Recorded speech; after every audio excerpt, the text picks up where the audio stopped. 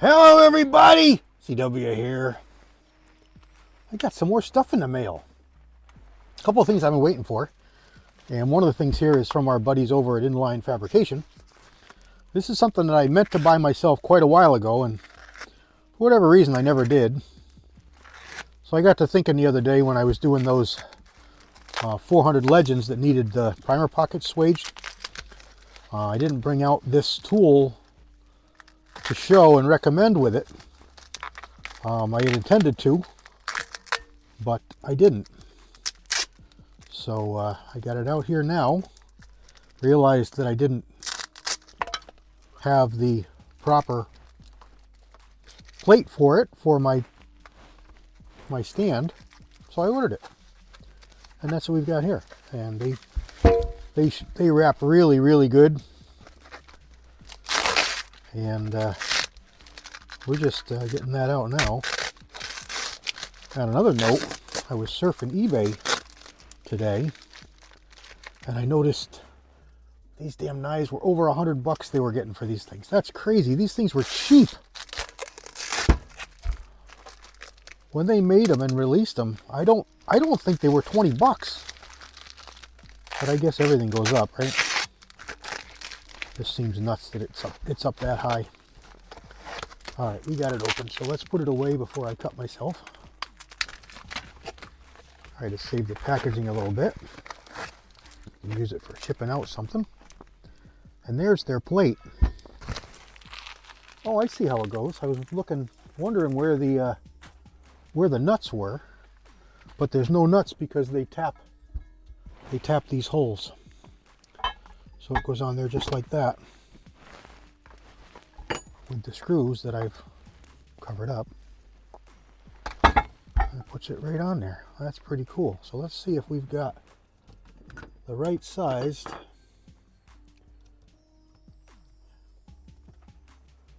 Allen. This is not a firearm, guys. This is just a piece of metal. So I am not assembling any kind of firearm whatsoever. So there's no reason to get upset or worried. This is not a firearm. This is a block of steel screwing to another block of steel. Everyone is perfectly safe.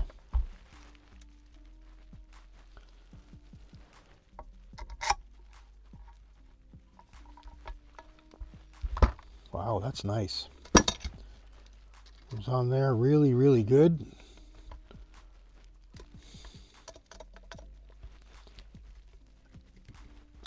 That's really nice. Put our tools away. There it is. The bolts, they could be a little bit longer, but there's no serious stresses on them. This one's pretty good, but these two could be a couple of threads longer. But there we go. If you're not familiar with this tool, it is, just as I said, it's a swager. It's for doing primer pockets. And you stick your case on here. Let's see if I had a case over here the other day.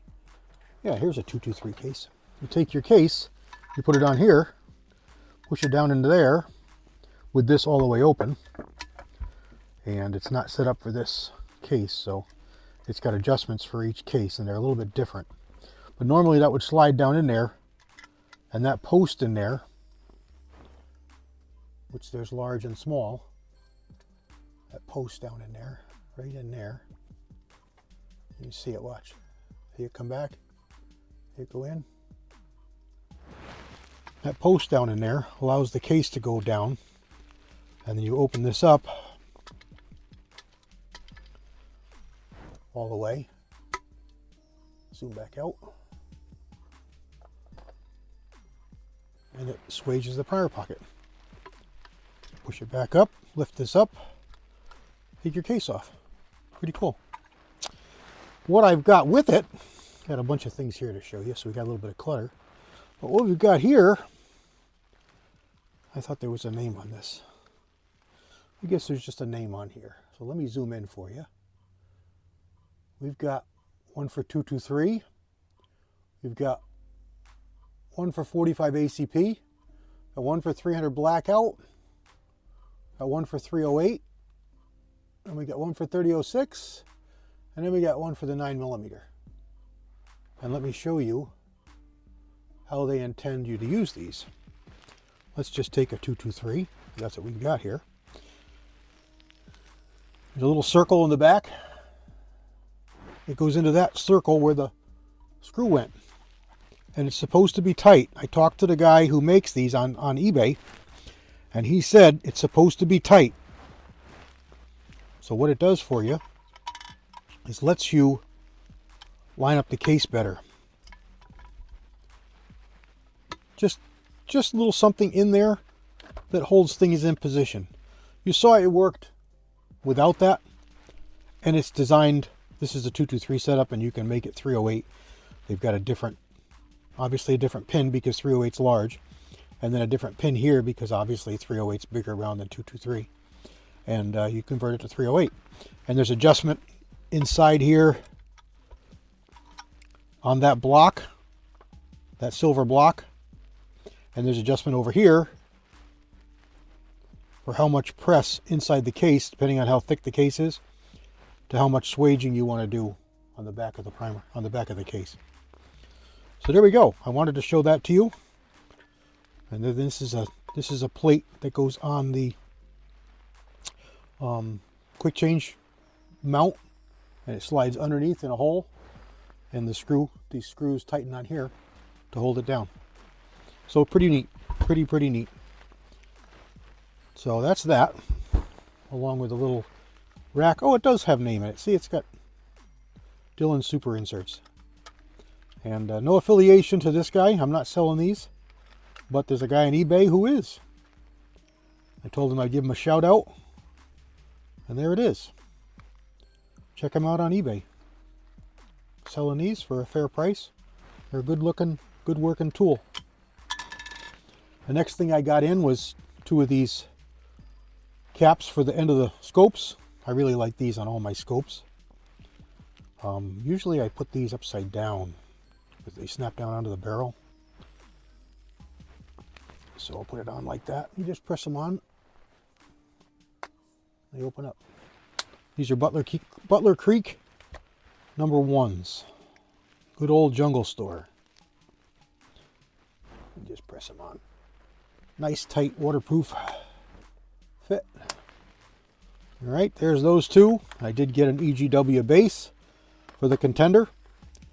I don't use these very often, but they are a really nice base. They just have the 4 screws, so you got to screw them. You got to drill them rather for the 2 extras if you've got the 6-hole setup. But it's pretty easy to do. And they only come with the 4 screws though, so you have to buy extra screws or find extra screws.